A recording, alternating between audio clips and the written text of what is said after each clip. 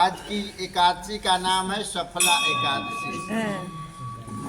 जो इस एकादशी का व्रत रखता है उसका हर एक कार्य सफल हो जाता है। मन में जो कार्य सोचता है वह कार्य भगवान के कृपा से सफल हो जाता है, इसलिए इसका नाम है सफला एकादशी। पांडु कुल भूषण युधिष्ठिर ने श्री कृष्ण को धन्यवाद दिया और प्रश्न भी किया कि हे जनार्दन, पौष कृष्ण पक्ष की एकादशी का क्या नाम है और उस एकादशी के देवता कौन हैं? भगवान कहने लगे, हे धर्मराज, मैं तुम्हारे स्नेह के कारण, प्रेम के कारण तुमसे मैं यह कथा भी कहता हूँ। हे युधिष्ठिर, इस एकादशी के व्रत से भगवान विष्णु को जल्दी ही प्रसन्न किया जा सकता है। इस व्रत को अत्यंत भक्ति और श्रद्धा से युक्त होकर करें। भक्ति भी होना चाहिए और श्रद्धा भी होना चाहिए। पौष महीना के कृष्ण पक्ष की एकादशी को सफला एकादशी कहते हैं। इस एकादशी के आराध्य श्रीमन नारायण हैं। इस एकादशी के दिन श्रीमन नारायण का विधि पूर्वक पूजन करना चाहिए।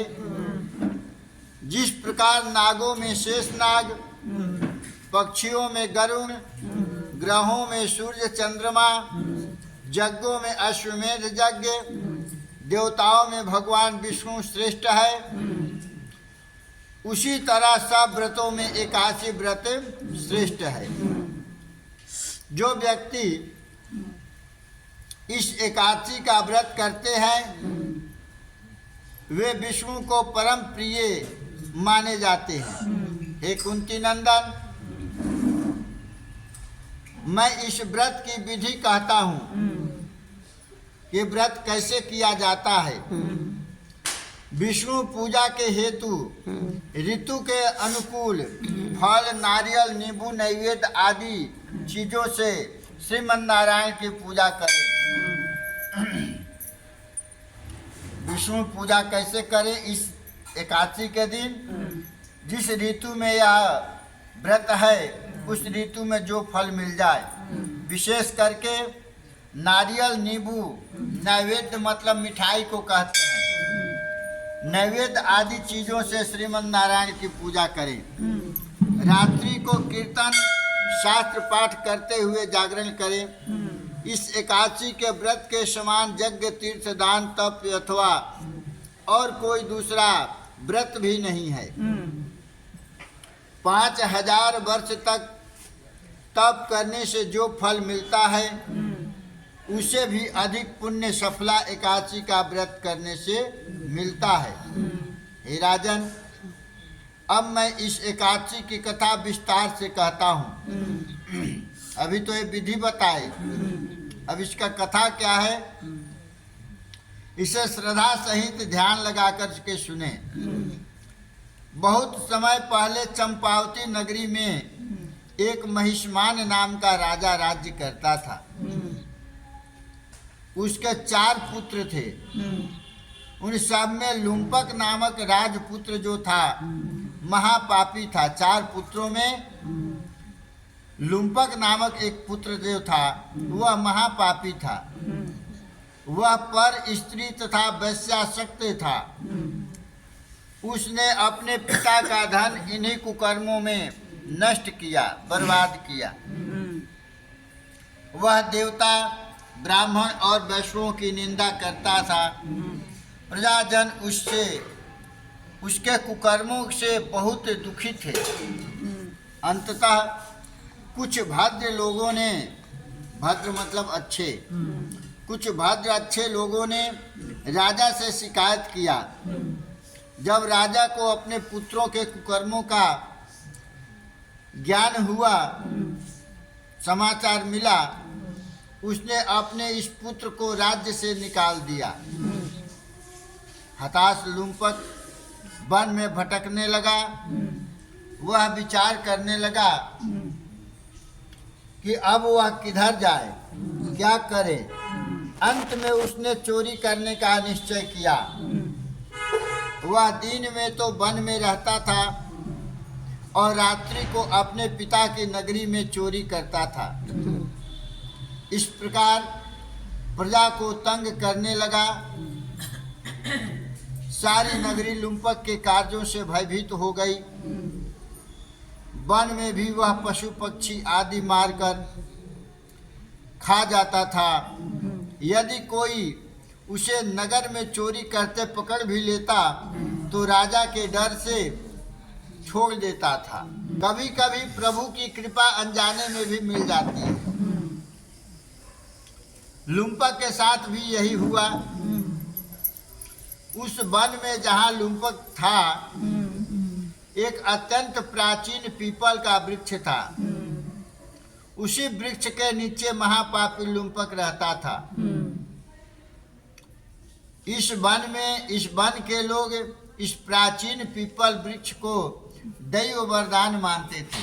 बहुत पुराना होने के कारण वहाँ के लोग सोचते थे कि ये भगवान ही है, भगवान का एक दिया हुआ वृक्ष है। पौष कृष्ण पक्ष की 10वीं के दिन लुम्पक वस्त्रहीन होने के कारण शीत की सारी रात्रि सो नहीं सका। उसके हाथ पैर अकड़ गए। इतना ही नहीं, रात्रि तो उसने जैसे तैसे काट लिया, परंतु सूर्योदय से पूर्व वह मूर्छित हो गया। इतना ठंड सहा, फिर भी वह सूर्य होने से पहले ही वो मूर्छित होकर गिर पड़ा। अगले दिन एकादशी को मध्याह्न के समय सूर्य की गर्मी से उसकी मूर्छा दूर हुई। होश में आकर गिरता पड़ता वह भोजन की खोज में गांव गया, परंतु शक्तिहीनता के कारण, शक्ति तो था नहीं, कुछ खाया पिया नहीं था और ठंड भी लग गया था, तो शक्तिहीनता के कारण जीवों को मारने में असमर्थ था। तब वह वृक्षों से गिरे हुए फलों को बीनकर पुनः पीपल के वृक्ष के नीचे आया। उस समय तक सूर्य भगवान अस्त हो गए थे। सूर्य के गर्मी से मूर्छा खुला, उसको भूख लगा। फिर वह जंगल में जा कर के फल बीन करके लाया, लेकिन जब अपने स्थान पर पहुंचा तब सूर्य भगवान अस्त हो गए थे। अतः उसने उन फलों को पीपल के वृक्ष के नीचे लाकर रख दिया।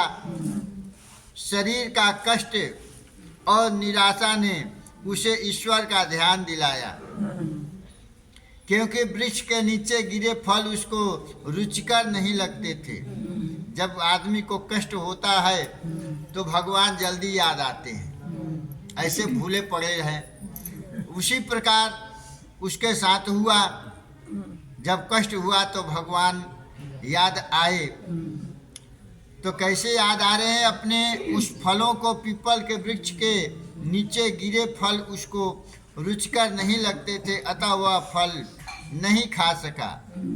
दुखित होकर वह बोला कि भगवान, यह सब फल आपके ही अर्पण करता हूँ, मतलब हम नहीं खाएंगे, इसको आप ही खाओ, आप ही इनसे तृप्त हो। रात्रि को भूख और पीड़ा के मारे उसे नींद भी नहीं आई। भगवान विष्णु बड़े दयालु होते हैं। लुम्पक का यह व्रत तथा जागरण भगवान की दया प्राप्त करने में सहायक हुआ। वह अनजाने में अपना किया, लेकिन विष्णु भगवान प्रसन्न हो गए और प्रसन्न होकर के प्रभु उससे अत्यंत प्रसन्न हुए और उसके पाप नष्ट हो गए। अनजाने में वह अपना व्रत भी हो गया और नहीं खाने पर नींद नहीं आई तो जागरण भी हो गया। भगवान प्रसन्न भी हो गए। दूसरे दिन प्रातः एक अति सुंदर घोड़ा एवं अनेक सुंदर वस्तुओं से सजा हुआ टोकरा उसके सामने था। इसी समय आकाशवाणी हुई, हे राजपुत्र, श्री नारायण की कृपा से तेरे सब पाप नष्ट हो गए हैं। आकाश से आवाज आया, हे राजा के पुत्र, भगवान के कृपा से तेरा सब पाप नष्ट हो गया। अब तू अपने पिता के पास जा। आकाशवाणी सुनकर वह बड़ा प्रसन्न हुआ। दिव्य वस्त्र धारण करके भगवान आपकी जय हो ऐसा कहता हुआ लुम्पक अपने पिता के पास गया। उसके पिता ने बड़ी प्रसन्नता से उसे अपने हृदय से लगाया। कालांतर में समस्त राज्य भार सौंपकर राजा स्वयं तप के लिए वन में चले गए। अब लुम्पक शास्त्रा अनुसार राज्य करने लगा। जैसे शास्त्र में लिखा है उसी के अनुसार अपना राज्य करने लगा। उसको मनोज नामक पुत्र की प्राप्ति हुई। उसको एक लड़का हुआ जिसका नाम मनोज रखा गया। उसकी स्त्री, पुत्र आदि सारा कुटुंब ही नारायण का परम भक्त हो गया। वृद्ध होने पर वह भी अपने पुत्र को राज्य सौंप तपस्या करने के लिए वन में चला गया। अंत समय में वह वैकुंठ को प्राप्त हुआ। है युधिष्ठिर, जो श्रद्धालु भक्ति पूर्वक सफला एकादशी का व्रत करते हैं उनके पाप नष्ट हो जाते हैं और अंततः मुक्ति मिलती है। जो व्यक्ति सफला एकादशी का व्रत का महत्व नहीं समझते वे पूंछ और सींगों से रहित पशु कहलाते हैं।